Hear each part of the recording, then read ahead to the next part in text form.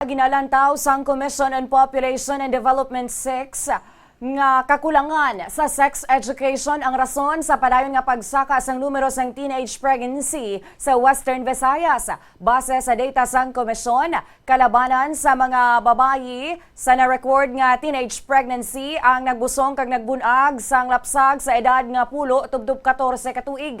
Nagsaka ang data sang teenage pregnancy sa 29% sa rehiyon, kung sa rin nagdangat na ang numero sa 103 sang tuig 2023 ikumparar sa 80 ka mga menor de edad nga nagbusong sa tong 2021.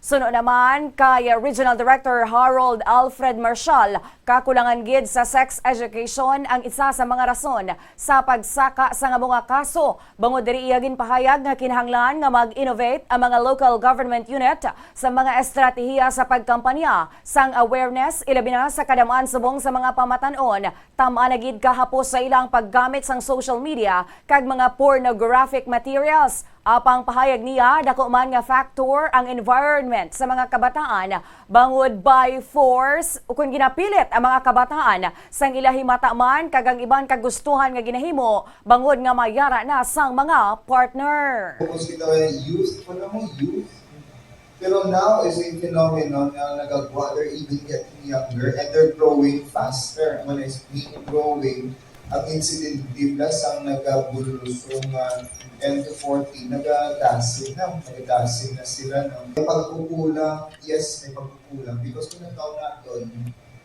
nagtaon natin ng mga interventions sa LGU natin. Ang interventions ng LGUs natin are the same interventions na ginahimo nila 30 years ago.